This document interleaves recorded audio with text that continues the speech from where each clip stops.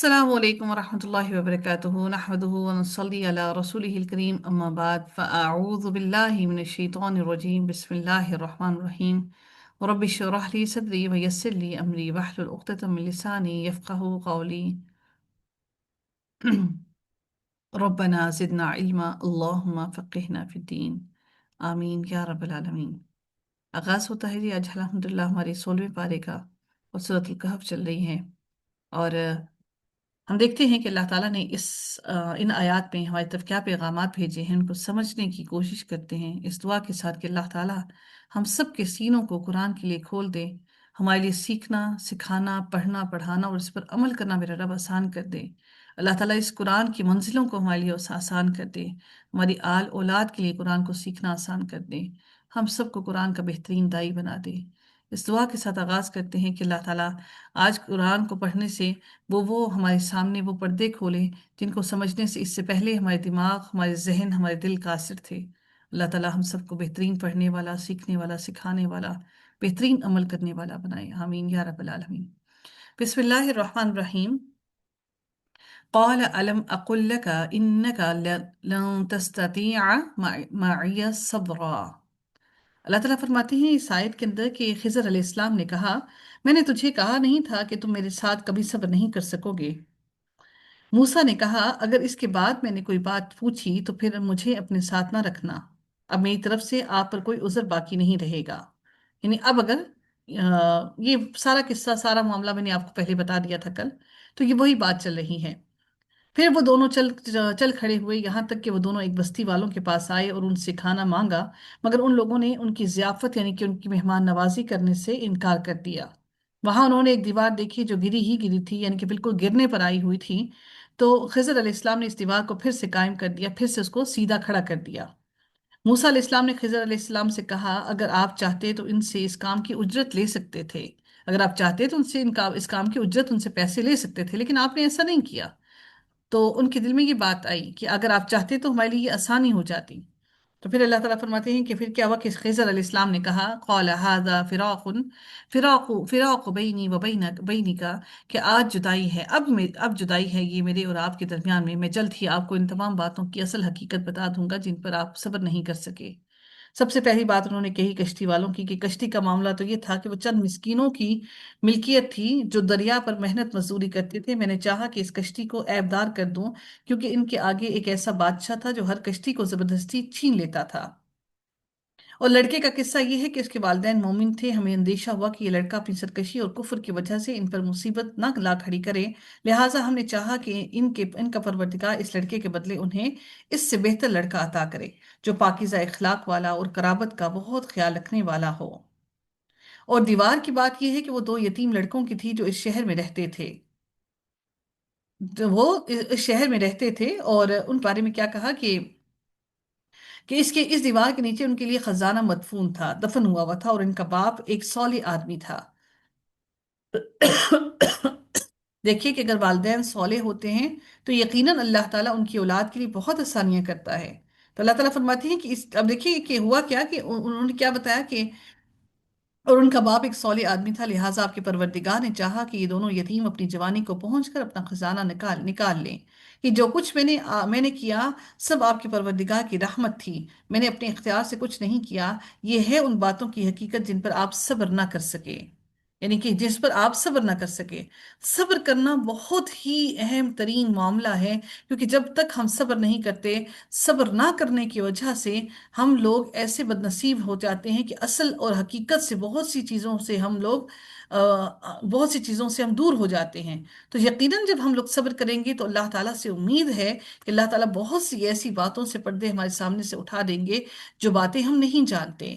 اب اللہ تعالیٰ پھر اگلی آیت میں اگلا رکوع شروع ہوتا ہے، اور اگلے رکوع کے اندر ایک اگلا نیا معاملہ شروع ہوتا ہے۔ تو ان تمام باتوں کے اندر ایک مصلحت تھی جو کہ حضرت خضر علیہ السلام نے حضرت موسیٰ علیہ السلام کو تمام کی تمام بتا دی۔ آگے دیکھتے ہیں کہ اب اگلی آیت کے اندر جو نیا معاملہ شروع ہوتا ہے وہ کیا ہے اور کس کے بارے میں ہے۔ اللہ تعالیٰ فرماتے ہیں کہ وَيَسْأَلُونَكَ عَنْ ذِي الْقَرْنَيْنِ، یہ مشرکین مکہ نبی اکرم صلی اللہ علیہ وسلم سے سوالات کر رہے تھے قریش کا تیسرا سوال ذوالقرنین سے متعلق تھا، جس کا ان آیات میں جواب دیا جا رہا ہے۔ ذوالقرنین کی شخصیت کے تعین کے لیے یہ بات تو بہرحال یقینی ہے کہ یہود کو اس کے متعلق علم تھا، وہ جانتے تھے، اور اس بادشاہ کا ذکر ان کی کتابوں میں موجود تھا۔ تبھی تو انہوں نے قریش مکہ کو یہ سوال بتایا تھا۔ البتہ جو کچھ قرآن سے معلوم ہوتا ہے وہ یہ ہے کہ وہ ایک نامور اور اقتدار والا بادشاہ تھا، اللہ سے ڈرنے والا اور منصف مزاج تھا، انصاف کرنے والا تھا۔ اس کی سلطنت بہت وسیع تھی۔ ذوالقرنین کے لغوی معنی ہوتے ہیں دو سینگوں والے، مگر فی الواقع اس کے معنی یہ نہیں کہ اس کے سر پر دو سینگ تھے، بلکہ انہیں اس لحاظ سے ذوالقرنین کہا جاتا ہے کہ ان کی سلطنت کا علاقہ کچھ ایسا معلوم ہوتا تھا جیسے ایک مینڈھا ہو اور اس کے سر پر دو سینگ ہوں۔ اس لیے اللہ تعالیٰ نے فرمایا قلنا یا ذا القرنین۔ اس سے مراد بعض لوگوں نے یہ نتیجہ لیا کہ وہ نبی تھے، لیکن اکثریت ان کی نبوت کے قائل نہیں ہے، کیونکہ صرف یہ الفاظ یہ ثابت نہیں کرتے کہ ان کے لیے نبوت تھی، اور اس کی تائید میں قرآن کے اندر بھی کوئی ایسی چیز نہیں ملتی جس سے یہ معلوم ہو کہ ذوالقرنین کوئی نبی تھے۔ مثلاً سیدنا مریم علیہ السلام، جس طرح مریم علیہ السلام کے بارے میں بھی کچھ لوگ کہتے ہیں کہ وہ نبی تھیں، ایسا ہرگز نہیں ہے۔ اللہ تعالیٰ نے انبیاء صرف اور صرف مردوں میں بھیجے ہیں، عورتوں میں نبی نہیں آئے۔ تو پھر ہوا کیا، فرشتہ یا فرشتے ان کے پاس آئے اور ان سے کلام کیا، لیکن پھر بھی ان کو نبوت نہیں ملی۔ اس بنیاد پر حضرت مریم علیہ السلام کو نبی نہیں کہا جا سکتا۔ اسی طرح سے سیدنا لقمان کو بھی لوگ کہتے ہیں کہ کچھ لوگوں کا گمان یہ ہے کہ وہ بھی وہی تھے، اور وہ بھی نبی تھے، سوری۔ تو ایسا بھی نہیں ہے کہ وہ بھی سیدنا لقمان جو ہیں وہ بھی نبی نہیں تھے۔ قرآن اور حدیث میں کہیں بھی یہ درج نہیں ہے کہ ذوالقرنین کا اصل نام کیا تھا، وہ کس علاقے کا بادشاہ تھا، کس قوم سے تعلق رکھتا تھا، کس دور میں یہ بادشاہ گزرا ہے، مغربی جانب اس نے کہاں تک اور کون سے ممالک تک سفر کیا اور کہاں تک اس کی بادشاہت رہی، مشرقی سمت میں کہاں تک وہ پہنچا، اس کا تیسرا سفر کون سی جانب تھا، اور ذوالقرنین کس جگہ واقع ہے۔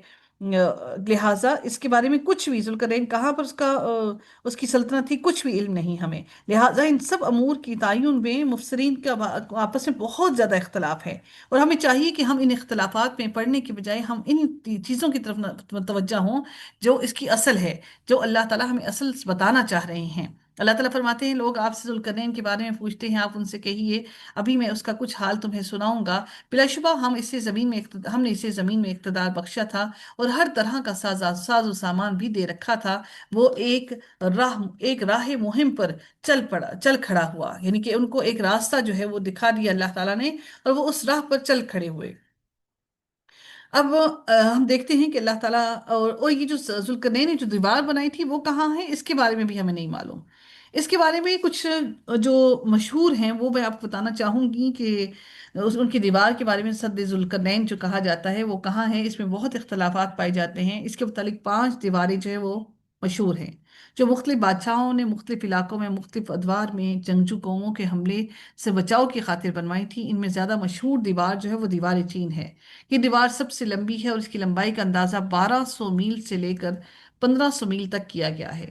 یہ دیوار جو ہے عجائب روزگار میں شامل ہوتی ہے اور اب تک موجود ہے، اور یہ جو دیوار ہے یہ سب سے لمبی ترین اس وقت دنیا کی دیوار ہے۔ اور سد ذوالقرنین وہ دیوار ہے جو جبل الطائی کے کسی درے کو بند کیے ہوئے ہے، جس کا ابن خلدون نے بھی ذکر کیا ہے، اور اکثر مورخین اسلام اسے سد یاجوج بھی کہتے ہیں۔ جبل الطائی منچوریا اور منگولیا میں حائل ہے، اور اسی پہاڑ کے بیچ میں ایک درہ کشادہ تھا جہاں یاجوج ماجوج کی قومیں حملہ آور ہوتی تھیں۔ اس درے کو ذوالقرنین حمیری بادشاہ نے بند کروایا تھا، اور یہ دیوار اب تک موجود ہے۔ باقی واللہ عالم، اللہ تعالیٰ ان چیزوں سے بہتر واقف ہیں۔ روز قیامت سے قبل وہ قوم جب آئے گی تو سب کے سب جو لوگ ہوں گے وہ دیکھ لیں گے اپنی آنکھوں سے کہ وہ دیوار کہاں ہے، اور اس معاملے میں ہمیں مزید تگ و دو میں پڑھنے کی ضرورت نہیں ہے۔ جو اللہ تعالیٰ نے ہمیں احکامات ہماری طرف نازل کیے، ہمیں چاہیے کہ ہم ان احکامات کے اوپر توجہ دیں، بجائے اس کے کہ ان چیزوں کی تعویلوں کے پیچھے پڑ جائیں جن میں متشابہات ہیں۔ اللہ تعالیٰ کہتے ہیں کہ یہاں تک کہ جب وہ سورج غروب ہونے کے مقام تک جا پہنچا تو اسے یوں معلوم ہوا جیسے سورج سیاہ کیچڑ والے چشمے میں ڈوب رہا ہے۔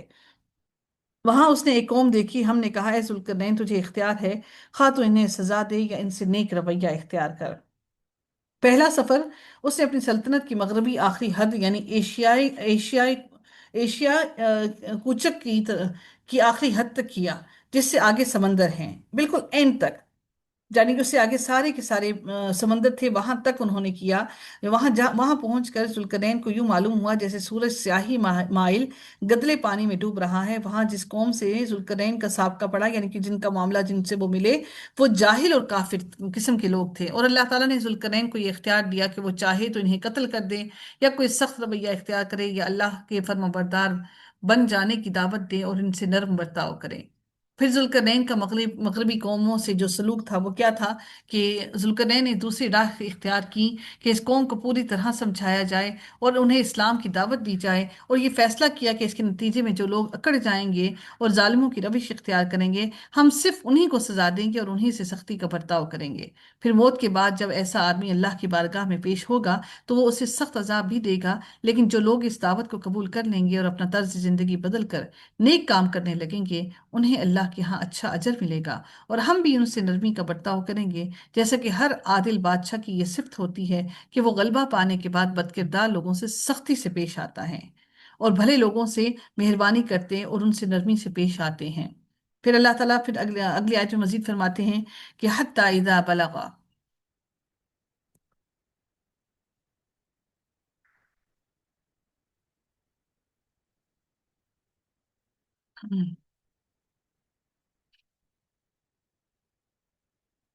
پھر اللہ رب العزت مزید فرماتے ہیں اگلی آیت کے اندر حتی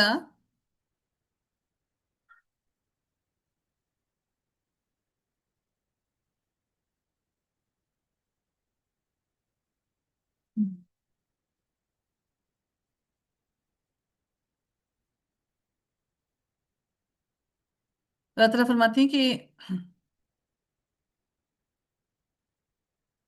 حتى إذا بلغ مطلي الشمس وجدها تطلع على قوم لم نجعل لهم من دونها سترا۔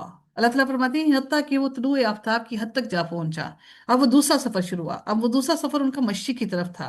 وہ علاقے فتح کرتا ہوا بالآخر وہاں تک پہنچ گیا جہاں مہذب قسم کی دنیا ختم ہو جاتی ہے۔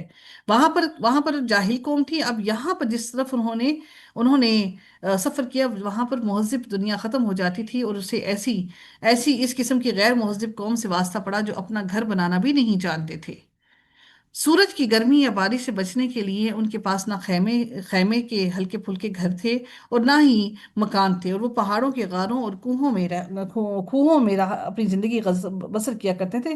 بڑے بڑے اندر انہوں نے غار بنا رکھے تھے اور ان کے اندر وہ زندگی بسر کرتے تھے، یا پھر آفتاب کی تپش اور بارش وغیرہ کو برداشت کرنے کے عادی بن چکے تھے، یعنی کہ کوئی ایسا سر و سامان ان کے پاس تھا نہیں، حتیٰ کہ ان کے پاس کپڑے بھی نہیں تھے کہ وہ اپنے جسم کو ڈھکتے۔ تو ذوالقرنین کی اب وہ جو مہم تھی مشرق کی طرف، وہ کیا تھی کہ اللہ تعالیٰ نے جو یہاں پر لفظ استعمال کیا کذالکا، کذالکا یعنی کہ یہاں پر کیا استعمال کیا، واقعہ ایسا ہی تھا، اور ذوالقرنین کو جو حالات پیش آئے اسے ہم خوب جانتے ہیں۔ اب مورخین نے ذوالقرنین کے حالات بتائے کہ اصل واقعہ یہی ہے کہ جو ہم بیان کر رہے ہیں، اور ہم خوب جانتے ہیں کہ ذوالقرنین کو کیا کیا حالات پیش آئے، اس کے پاس کیا کچھ موجود تھا۔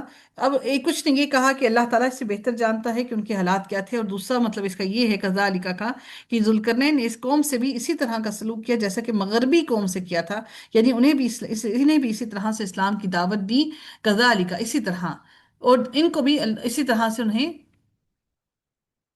وق-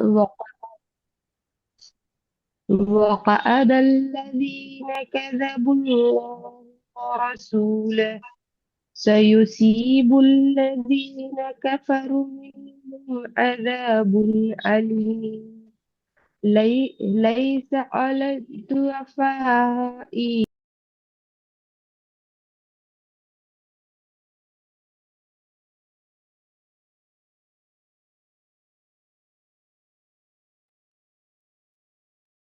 اعوذ باللہ من الشیطان الرجیم۔ اللہ تعالیٰ فرماتے ہیں كذلك وقد احطنا بما لديه خبرا، اور اللہ رب العزت پھر مزید فرماتے ہیں اگلی آیت کے اندر کہ ایسے ہی تھا اور ذوالقرنین کے پاس جو بھی تھا ہم نے اس کا علم سے احاطہ کر رکھا تھا۔ फिर वो कुछ सामान लेकर चला, हत्ता कि वो जब दो पहाड़ों के दरमियान में पहुंचा तो उसने उन दोनों से उस तरफ एक कौम देखी जो करीब नहीं थी कि वो कुछ कोई बात समझें। उन लोगों ने कहा, ए जुल्करनैन, यकीनन याजूज और माजूज जमीन में फसाद फैलाने वाले हैं। फिर क्या हम आपके लिए कोई आमदनी तय करें, या आप उनकी उनकी और हमारे दरमियान एक दीवार बना दें? यानी कि कोई आमदनी से मुराद क्या था कि कोई ऐसा टैक्स जो हम आपको दें, और आप पावरफुल हैं, ताकतवर हैं, तो आप क्या करें कि ऐसे इन लोगों के दरमियान में और हमारे दरमियान में एक दीवार कायम कर दें। जुल्करनैन के तीसरे सफर का सिमत जो है उसका जिक्र उसका कुरान में जिक्र नहीं। पहला तो मशरिक और मगरिब की जानिब था, अब इस जो तीसरे सफर का जिक्र जो है वो कुरान के अंदर नहीं है। क्यास ये किया जाता है कि ये शिमाली जानिब था, और शिमाली जानिब में वो कफकाज के पहाड़ी इलाके तक चले गए। कफकाज, कफकाज, काफ फा काफ अलिफ और जा, कफकाज के पहाड़ी इलाके तक चले गए। जुल्करनैन और उनके साथी इन लोगों की जुबान नहीं समझते थे, उनको इल्म नहीं था कि कौन सी जुबान बोलते हैं, और उनकी जुबान उनको नहीं मालूम नहीं थी। ऐसी सूरतों में किसी तर्जुमान की जरूरत होती है जो कि बातचीत करने में, बात समझाने में मदद करे। या फिर बसा औकात क्या होता है कि इशारों की जरूरत पड़ती है। मोरखीन के बयान के मुताबिक याजूज माजूज से मुराद वो इंतहाई शमाल मशरकी इलाके के वहशी अकवाम हैं जो उन्हीं दर्रों के रास्तों से यूरोप और एशिया की महज़िब अकवाम पर हमलावर होती रही हैं। मोरखीन सैयदना नूह अलैहिस्सलाम के बेटे याफस की औलाद करार देते हैं। हजरत नूह अलैहिस्सलाम के बेटे याफस की औलाद इनको याजूज माजूज को करार देते हैं। ये दो कौमें हैं, याजूज और माजूज। इन लोगों ने जुल्करनैन के हुस्न सलूक से मुतासिर होकर ये इल्तजा की कि याजूज माजूज हमला करके हर वक्त हमें परेशान करते रहते हैं। अगर मुमकिन हो तो इन दो घाटियों के दरमियान जो दर्रे हैं इनको बिल्कुल मिला दीजिए, और इनके दरमियान में से जगह खत्म कर दीजिए। और इस सिलसिले में जो भी लागत आएगी वो हम देने को तैयार है, या इसके एवज हम पर आप कोई टैक्स लगा दीजिए, वो हम अदा करते रहेंगे। फिर हुआ क्या कि जुल्करनैन ने इनकी इस दरख्वास्त को मंजूर कर लिया और कहा, तुम्हारी माली इमदाद की मुझे जरूरत नहीं, अल्लाह का दिया हुआ बहुत कुछ मौजूद है। अलबत्ता मुझे मजदूरों की जरूरत है, जो कि तुम मजदूर मुझे मुहैया कर दो, तो मैं ऐसी दीवार बनवा दूंगा। इसके अलावा मुझे कुछ लोहे की चादरें और दूसरा सामान तामीर मुहैया करना तुम्हारी जिम्मेदारी होगी। अब ये दीवार कैसे बनी? पहले लोहे के बड़े बड़े तख्तों के ऊपर नीचे तहें जमाई गईं। जब उनकी बुलंदी दोनों तरफ की घाटियों तक पहुंच गई तो लोगों को हुक्म दिया कि खूब आग को जलाओ और धोंको सब आग को। और इस काम के लिए लकड़ी और कोयले को इस्तेमाल में लाया गया। जब लोहा आग की तरह सुर्ख हो गया तो पिघला हुआ तांबा ऊपर से डाला गया, जो लोहे की चादरों की दरजों में जमकर पेवस्त हो गया, और ये सब कुछ मिलकर पहाड़ सा बन गया। बज़ाहिर ऐसी दीवार की तामीर एक हैरान कुन और बिलखसूस उस दौर में ये अजीब सी बात थी, क्योंकि इससे कबल ऐसी कोई दीवार कभी किसी ने बनाई नहीं थी। लेकिन अगर हम एहराम मिस्र और उनके दौर तामीर की तरफ नजर करें तो मालूम होता है कि इस जमाने में ऐसे ऐसे आलात तामीर पाए जाते हैं जिनका आज भी हम तसव्वुर नहीं कर सकते। वो इतने ज्यादा एक्सपर्ट थे। बाज रवायात के मुताबिक ये दीवार 50 मील लंबी, 29 फुट ऊंची और 10 फुट चौड़ी थी। और इस दीवार का फायदा तो सिर्फ उसी उसी सूरत में हो सकता था कि इसकी बुलंदी भी कम अज कम दोनों तरफ की बुलंदी के बराबर तो हो। इतनी बुलंदी की वजह से इसके ऊपर चढ़ा भी नहीं जा सकता था, और लोहे की मोटी तामीर शुदा दीवार होने की वजह से इसमें शिगाफ भी नहीं किया जा सकता था। जब ये दीवार तामीर हो गई तो जुल्करनैन ने अल्लाह ताला का शुक्र अदा किया, जिसने ये दीवार बनाने और लोगों को आए दिन की परेशानियों से निजात दिलाने की तौफीक बख्शी। मगर साथ ही लोगों को ये भी बता दिया कि ये दीवार अगरचे कि बहुत मजबूत और मुस्तकम है, मगर ये लाजवाल नहीं, ये हमेशगी के लिए नहीं है, ये हमेशा नहीं रहेगी, और बिलाखिर ये आखिरकार फना हो जाएगी।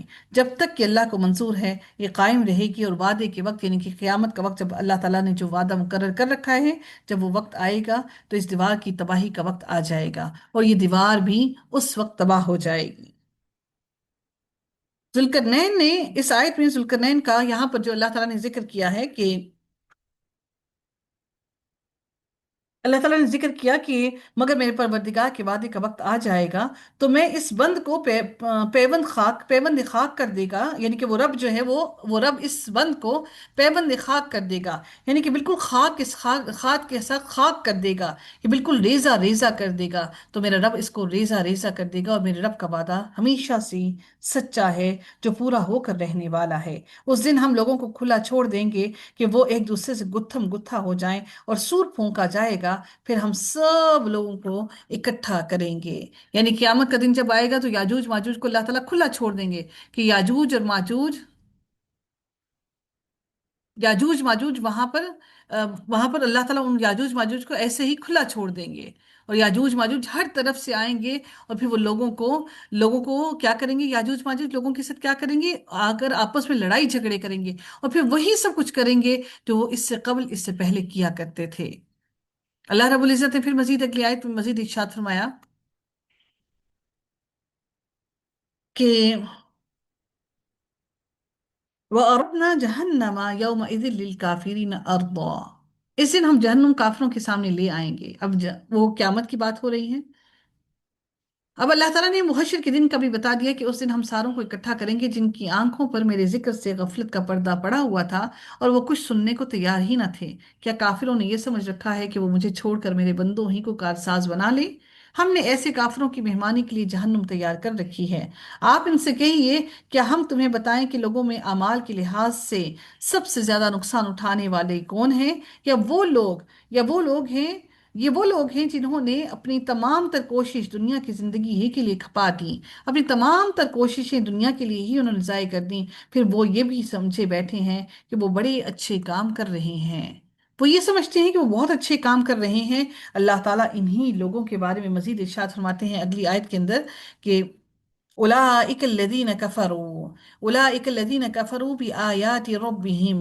ये वो लोग हैं जिन्होंने अपने रब की आयत के साथ और उसकी मुलाकात के साथ कुफ्र किया, तो उनके अमाल ज़ाय हो गए।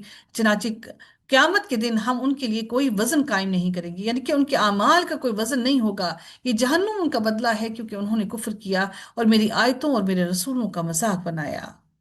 उनका कोई भी अमल जो वो करेंगे, कोई भी अमल उनका फायदेमंद ना होगा। उनके किसी भी अमल का कोई वजन ना होगा। सारे के सारे अमल बेफायदा होंगे, बगैर किसी वजन के होंगे। फिर अल्लाह ताला फरमाते हैं, यकीनन जो लोग ईमान लाए और जिन्होंने नेकियां की, उनकी मेजबानी के लिए फिरदौस की जन्नतें हैं। सुभान अल्लाह, उनकी मेहमानी के लिए जन्नतुल फिरदौस है, फिरदौस की जन्नतें हैं। अल्लाह ताला उनकी जो ईमान वाले हैं, अल्लाह ताला ने उनको लिए फिरदौस की जन्नतों को तैयार कर रखा है। वो इनमें हमेशा रहेंगे। उससे जग उससे जगह उससे उससे उनकी जो जगह है जन्नत में, उनको एक जगह से किसी दूसरी जगह मुंतकिल नहीं किया जाएगा। ए नबी, आप कह दें कि अगर मेरे रब की कलमात के लिए समंदर स्याही हो जाएं, वो भी मेरे रब की कलमात खत्म होने से पहले यकीनन खत्म हो जाएंगे। चाहे हम इसी के बराबर और स्याही ले आएं, यानी जितने भी समंदर हैं, अल्लाह रब्बुल इज़्ज़त इन्हीं के मुकाबले में इतने ही समंदर और ले आए, और वो तमाम के तमाम वो समंदर भी खत्म हो जाएंगे, फिर भी मेरे रब की बातें खत्म नहीं होंगी। मेरे रब के अहकामात इतने ज्यादा हैं, मेरे रब के हुक्म इतने ज्यादा हैं। अल्लाह ताला ने हमारी तरफ तो एक सिर्फ छोटी सी किताब, एक छोटा सा कुरान ही भेजा, और हम बदकिस्मतों से वो कुरान भी नहीं पढ़ा जाता, नहीं समझा जाता, नहीं सीखा जाता। अल्लाह ताला फरमाते हैं, आप फरमा दें कि मैं तुम्हारे तुम्हारे ही जैसा एक इंसान हूँ। मेरी तरफ वही की जाती है कि यकीनन तुम्हारा माबूद सिर्फ एक ही माबूद है। चनाचे जो कोई भी अपने रब की मुलाकात की उम्मीद रखता है, तो उसके लिए लाजिम है कि वो नेक अमल करे और अपने रब की इबादत में किसी एक को भी वो शरीक ना ठहराए, किसी एक को भी अल्लाह रब्बुल इज़्ज़त के साथ शरीक ना ठहराए।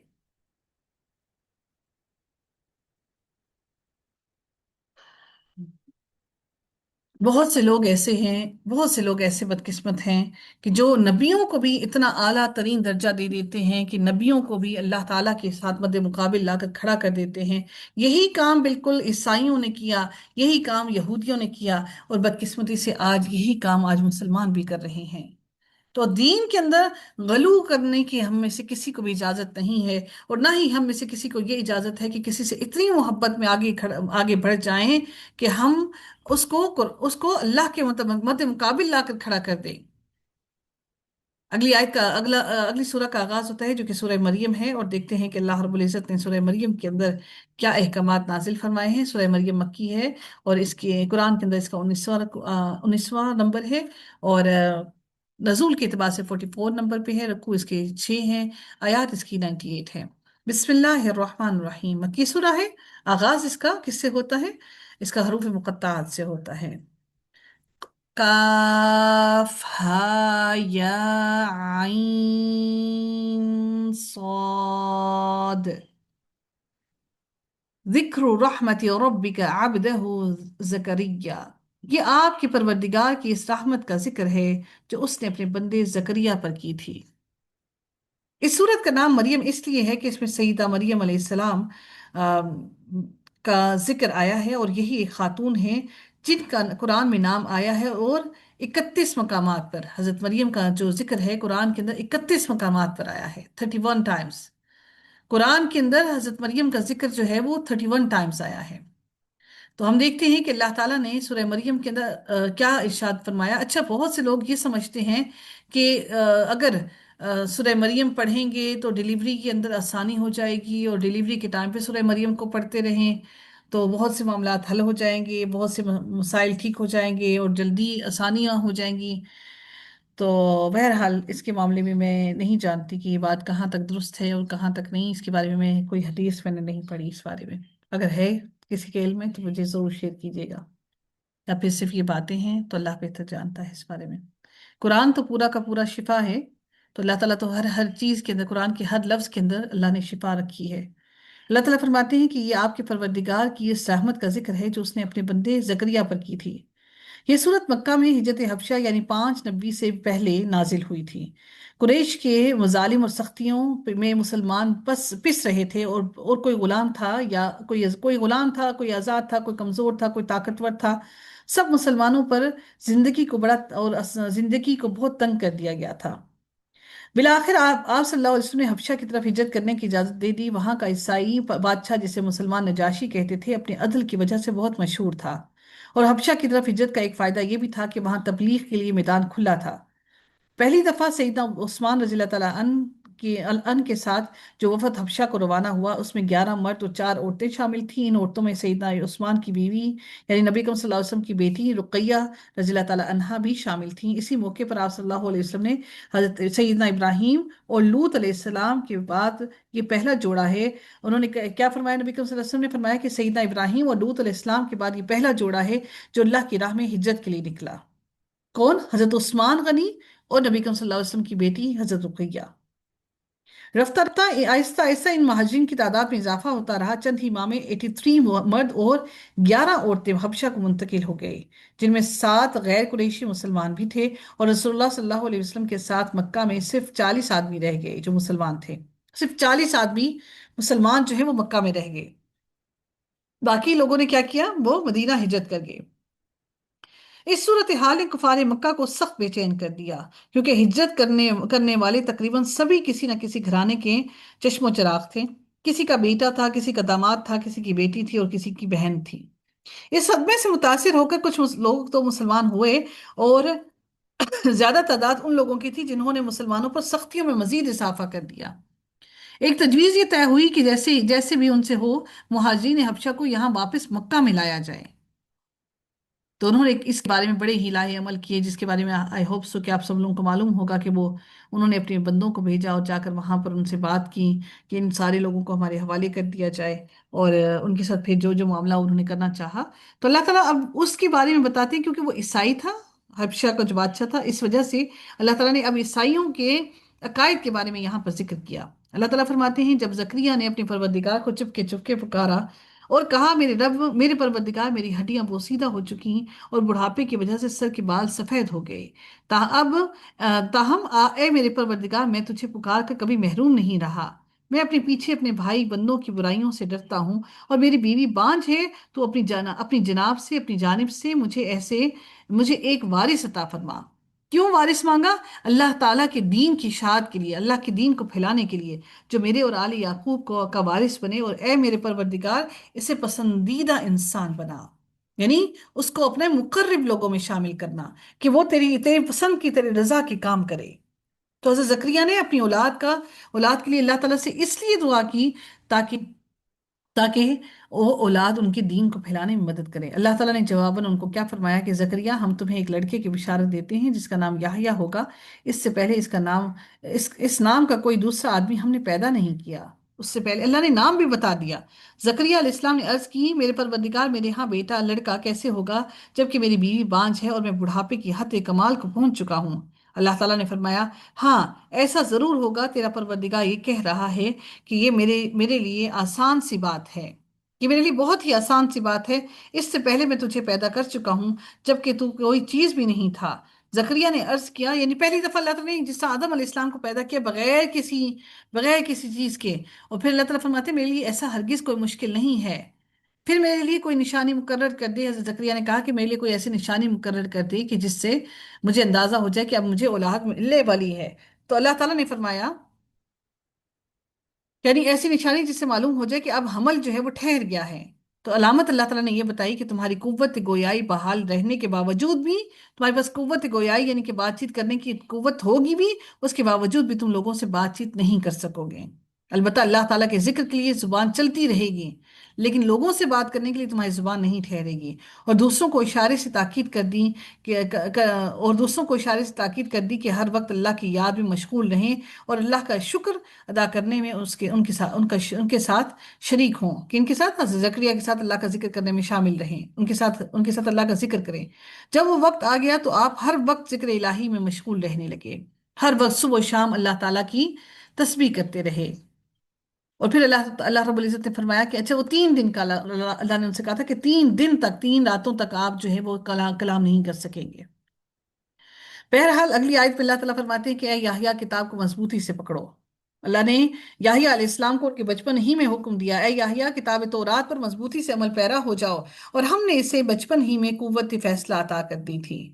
ہم نے اسے مہربانی سے نرم دل اور پاک سیرت بنایا، اور وہ فی الواقع پرہیزگار تھے۔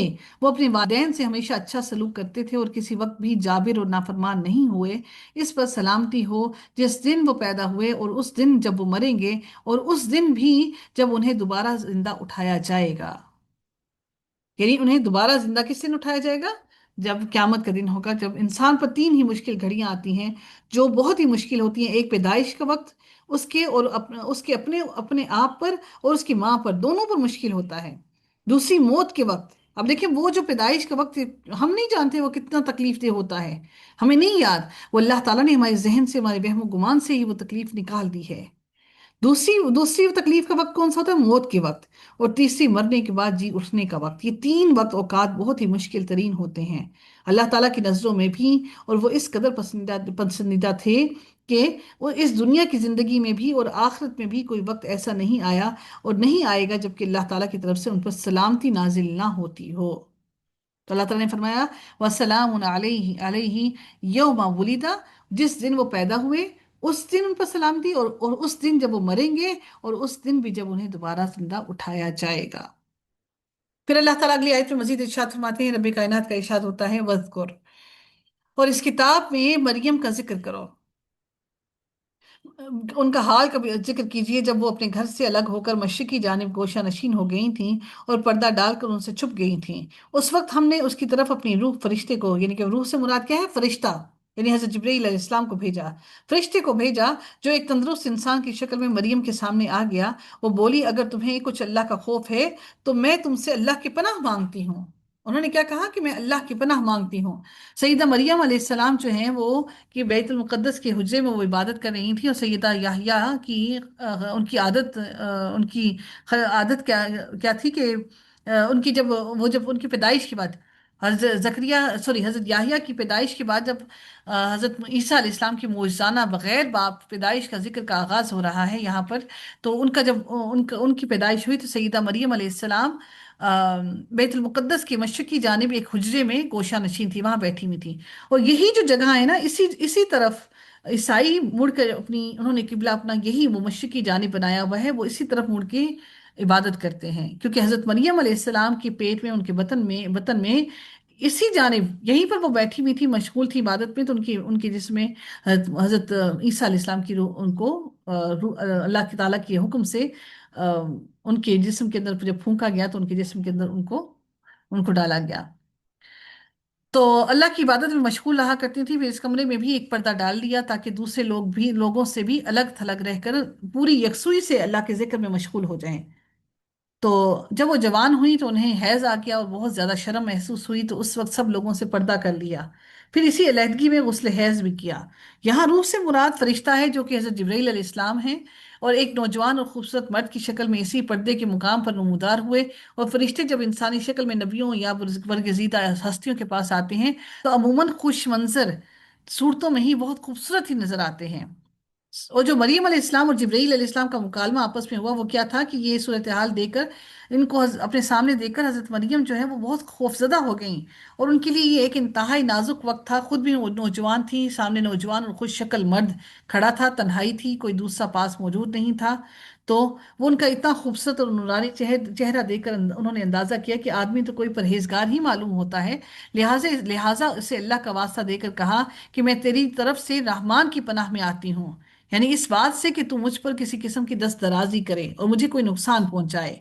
وہ بولے میں تو تمہارے پروردگار کا بھیجا ہوا ہوں، اور اسی لیے آیا ہوں کہ تمہیں ایک پاک سیرت لڑکا دوں، یعنی کہ تمہیں ایک پاک سیرت لڑکے کی خوشخبری دے دوں، پاکیزہ لڑکا دوں۔ مریم علیہ السلام نے کہا میرے ہاں لڑکا کیسے ہوگا، اور مجھے کسی انسان نے چھوا تک نہیں ہے، اور میں کبھی بدکار بھی نہ تھی۔ فرشتے نے کہا ایسا ہی ہوگا، تیرے رب نے کہا کہ وہ مجھ پر بہت آسان ہے، اور تاکہ ہم اس سے ایک لوگوں کے لیے ایک نشانی اور اپنی جانب سے ایک رحمت بنا دیں، اور ہمیشہ سے ایک طے شدہ کام ہے۔ پھر مریم نے اس بچے کا حمل اٹھا لیا تو وہ اس کے ساتھ الگ ہو کر ایک دور کی جگہ چلی گئیں۔ جب ان کا حمل ٹھہر گیا تو وہ دور چلی گئیں۔ جب حضرت جبرائیل علیہ السلام نے ان کی قمیض میں ان کی قمیض کی گریبان میں پھونکا، اور تو ان کے اندر حمل ٹھہر گیا۔ تو اس سے یہ بھی معلوم ہو جاتا ہے کہ جبرائیل علیہ السلام نے یہ کیوں کہا تھا، انہوں نے کیا کہا تھا، فَنَفَخْنَ فِيهِ مِن رُوحِنَا، کہ تاکہ میں تجھے ایک پاکیزہ لڑکا عطا کروں۔ اس میں نفخہ جبریل یا نفخہ الہی سے سیدہ مریم علیہ السلام کو حمل قرار پا گیا، اسی وجہ سے آپ کو روح اللہ کہتے ہیں۔ کس کو؟ حضرت عیسیٰ علیہ السلام کو۔ اس سے مراد یہ ہرگز نہیں ہے نعوذ باللہ، کوئی لوگ یہ سمجھتے ہیں نعوذ باللہ کہ جو عیسائی ہیں وہ یہ سمجھتے ہیں کہ نعوذ باللہ حضرت عیسیٰ علیہ السلام اللہ کے بیٹے ہیں، وہ اس نفخہ کے پھونکنے کی وجہ سے ان کو روح اللہ کہا جاتا ہے۔ تو جب حمل ٹھہر گیا تو آپ حاملہ ہو گئیں، تو اب شرم کے مارے وہاں رہنا ان کو گوارا نہ ہوا، اور آپ بیت المقدس کا حجہ چھوڑ کر بیت الحم چلی گئیں۔ بیت الحم جو وہاں سے تقریباً 8 میل کے فاصلے پر تھا۔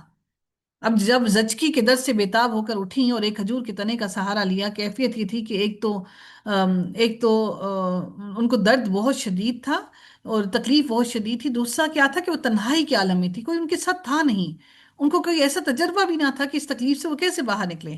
بے کسی کے عالم میں اور کوئی بھی چیز ان کی ضرورت زندگی کی کوئی چیز موجود نہ تھی۔ اس سے زیادہ ان کو سب سے زیادہ پریشان کن بات ان کے لیے یہ تھی کہ ان کے لیے بدنامی اور رسوائی کا جو پریشانی تھی ان کو سب سے زیادہ تھی۔ اب سب باتوں سے آپ اس قدر پریشان ہوئی کہ بے اختیار منہ سے یہ الفاظ نکل گئے، کاش کہ میں آج سے پہلے ہی مر چکی ہوتی اور لوگوں کے حافظے سے بھی اتر چکی ہوتی۔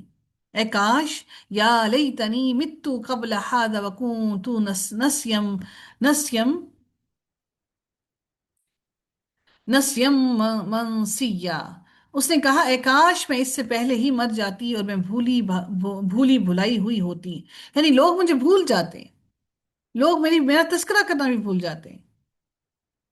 پھر مریم کو فرشتے نے اس کے نیچے سے آواز دی کہ غم نہ کرو، یعنی ان کو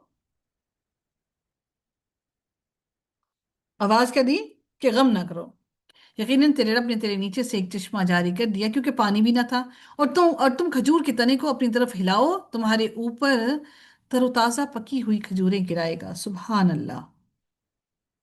درخت پر کھجور نہیں، پانی پینے کو کچھ نہیں، کچھ بھی نہیں۔ اب اکیلی بھی ہیں، تنہائی بھی ہے، سوچیے ان کی وہ تکلیف اور وہ شدت سوچیے۔ اگر ہم میں سے عورتیں پریگننٹ ہوتی ہیں تو وہ جب ہاسپٹل جاتی ہیں تو سارے کے سارے خاندان والے ساتھ جاتے ہیں، ساس بھی ساتھ ہوگی، اور بہن بھی ساتھ ہوگی، ماں بھی ساتھ ہوگی، شوہر کو بھی ساتھ لے کر جانا ہے، اس کے باوجود بھی ہم میں صبر نہیں آتا۔ حضرت مریم کو سوچیے کہ وہ اکیلی تنہا اکیلی وہاں موجود ہے، کھانے پینے کا کوئی سامان موجود نہیں، اور ان کو کوئی تجربہ بھی نہیں، کوئی آس پاس ہے بھی نہیں کہ وہ اس چیز سے سمجھ سکیں کہ اب بچہ کس طرح سے ہوگا۔ ان کی صبر کی انتہا دیکھیے۔ फिर अल्लाह ताला ने जब उनको वहां से खजूरें मिली, पानी भी दिया, तो फिर अल्लाह ताला ने फिर मजीद क्या इरशाद फरमाया अगली आयत के अंदर, कि बस तुम खाओ और पियो और आंखें ठंडी करो। फिर अगर तुम इंसानों में से किसी को देखो तो उससे कह दो कि यकीनन मैंने रहमान के लिए रोजे की नजर मान रखी है, चनाचे आज मैं किसी इंसान से हरगिज कोई बात ना करूंगी। अभी यहाँ पर ये बात, इस बात को कहने का क्या जिक्र आया कि उन्हें ये कहा गया कि अल्लाह ताला की मदद और चुप का रोजा। उन्हें क्यों कहा गया कि अल्लाह की मेहरबानी से बच्चा पैदा हो गया और फरिश्ते की आमद से तन्हाई में वो क्या हो गया कि उनकी तन्हाई में कमी वाक़ हुई, कि फरिश्ते ने आकर उनको ये तमाम बातें कहीं। खाने पीने का सामान भी मुहैया हो गया, लेकिन सबसे ज्यादा जो परेशान कुन बात वो क्या थी कि बदनामी से बचाओ की क्या सूरत हो, और लोग जो देखेंगे और पूछेंगे कि तू तो उन्हें क्या जवाब दिया जाएगा। इसका इलाज अल्लाह ताला ने अपने जिम्मे लिया, और फरिश्ते ने सईदा मरियम अलैहिस्सलाम को हदायत की कि अगर कोई आदमी देख पाए तो उसे इशारे से ही कह देना कि मैंने आज चुप का रोजा रखा हुआ है, लिहाजा किसी आदमी से बात करना मुझे मना है। वाज़ेह रहे कि चुप का रोजा पहली उम्मतों में था, पहली उम्मतें ऐसे ही चुप का रोजा रखते थे। अब देखिए कैसे जकरिया अलैहिस्सलाम को अल्लाह ताला ने क्या कहा कि खामोश रहोगे, बात नहीं करनी, और इनको भी अल्लाह ताला ने यही हुक्म दिया कि चुप का रोजा रखें। मगर शरीयत मुहम्मदिया के अंदर ये नहीं है। ऐसे रोजे में इंसान जिक्र अस्कार और अल्लाह ताला से दुआ वगैरह तो कर सकता था, मगर लोगों से बातचीत नहीं कर सकता था। जैसा कि सईदना जकरिया अलैहि इस्लाम को भी सईदना याहिया अलैहि इस्लाम के हमल की अलामत ऐसे ही 3 दिन का रोजा बतलाया गया था। ऐसे रोजे में फरिश्तों से बातचीत भी ममनू नहीं थी। सुबहान अल्लाह, अल्लाह ताला ने देखे किस तरह से उनकी मदद की। फिर अल्लाह ताला ने फिर अगली आयत में इरशाद फरमाया, फिर वो इस बच्चे को उठाए अपनी कौम में आई तो वो कहने लगे, मरियम तू तो बहुतान वाली चीज चीज लाई है। यहूदी थे ना, तो यहूदियों ने फौरन क्या बात करना शुरू कर दी कि तू तो ऐसे बहुतान वाली चीज ले आई है। और फिर मजीद क्या कहा, ए हारून की बहन। यहां पर उख्ते हारून क्यों कहा गया? दर हकीकत था क्या कि सईदा मरियम अलैहिस्सलाम के एक भाई का नाम भी हारून था। हज़रत मरियम जो हैं, उनके एक भाई का नाम भी हारून था। इसी वजह से लोगों ने सईदा मरियम को ए हारून की बहन कहकर मुखातिब किया था। मुमकिन है कि ये बात भी सही हो, मगर इससे बेहतर तो वही है कि जो पहले बयान की गई। वो क्या बात है कि ये बात अरब में मुहावरतन इस्तेमाल की जाती है। किस तरह? हारून कौन? हजरत मूसा अलैहिस्सलाम के भाई जो हैं, मुहावरतन ये बात कही जाती है। उन्होंने कहा क्या कि तुम्हारा बाप जो है इमरान तो बहुत ही बड़ा ही शरीफ आदमी था, और तुम जो मरियम अलैहिस्सलाम के बारे में उन्होंने क्या कहा कि तुमने ये किस किस्म की बात, किस किस्म का काम कर दिया है हारून की बहन। ना तो तेरा तेरा बाप कोई बुरा आदमी था और ना ही तेरी माँ बदकार थी। मरियम ने इस बच्चे की तरफ इशारा कर दिया तो वो कहने लगे, हम इससे कैसे कलाम करें जो अभी गोद का बच्चा है। बच्चा बोल उठा, मैं अल्लाह का बंदा हूँ, अल्लाह ताला ने मुझे किताब दी है और नबी बनाया है, और जहाँ कहीं भी मैं रहूँ उसमें उसने मुझे बाबरकत बनाया है, और जब तक मैं जिंदा रहूँ मुझे नमाज और ज़कात अदा करने का हुक्म दिया है, और ये भी कि मैं अपनी वालदा से बेहतर सलूक करूँ, यानी तुम्हारी बातों में आकर अपनी वालदा के साथ बदसलूकी ना करूं। अल्लाह ने मुझे जाबिर और बदबख्त नहीं बनाया। मुझ पर सलामती हो जिस दिन मैं पैदा हुआ, और उस दिन भी जब मैं मरूंगा, और उस दिन भी जब मैं जिंदा करके दोबारा उठाया जाऊंगा। कितनी बड़ी दुआ है देखें। यही दुआ यही दुआ हजरत जकरिया अलैहिस्सलाम के लिए भी अल्लाह ताला ने क्या कहा, हजरत याहिया अलैहिस्सलाम के लिए भी क्या कहा, कि वो जब पैदा होगा उस वक्त भी सलामती हो, जब वो मौत के आगोश में होगा, जब मरने लगा होगा उस वक्त भी सलामती हो, और उस वक्त भी जब वो वापस दोबारा उठाया जाएगा, अल्लाह ताला के सामने उठाया जाएगा। तो हमें चाहिए कि हम भी अपने आप के लिए, अपनी ज़ात के लिए इस सलामती की दुआ करें अल्लाह ताला से।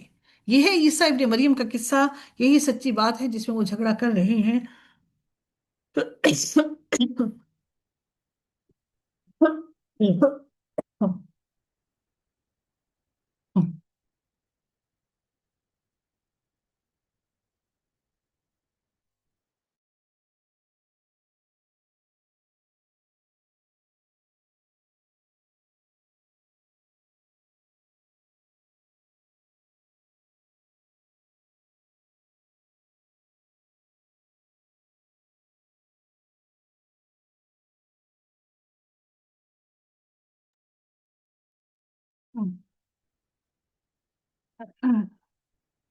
پھر اللہ رب العزت فرماتے ہیں کہ اللہ تعالیٰ ہمیشہ سے ایسا نہیں کہ وہ کوئی اولاد بنائے، وہ پاک ہے۔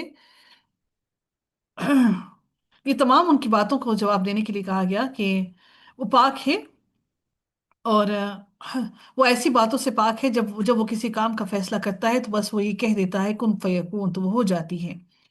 اور آپ انہیں بتلائیں کہ اللہ ہی میرا اور تمہارا پروردگار ہے، لہٰذا اسی کی عبادت کرو، یہی سیدھی راہ ہے۔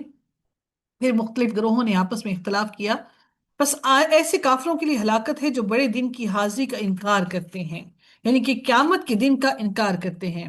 پھر رب کائنات اگلی آیت میں مزید ارشاد فرماتے ہیں کہ کس قدر سننے والے ہوں گے وہ اور کس قدر دیکھنے والے جس دن وہ ہمارے پاس آئیں گے، لیکن آج ظالم کھلی گمراہی میں ہیں۔ اور آپ ان لوگوں کو حسرت کے دن سے ڈرائیں جب معاملے کا فیصلہ کر دیا جائے گا اور وہ غفلت میں ہیں اور وہ ایمان نہیں لاتے۔ قیامت کے روز ہر انسان حسرت میں ہوگا کہ کاش کہ ہم نے کچھ کیا ہوتا۔ یقیناً ہم ہی زمین کے وارث ہوں گے، اور جو اس پر ہے وہ سب ہماری طرف ہی پلٹائے جائیں گے۔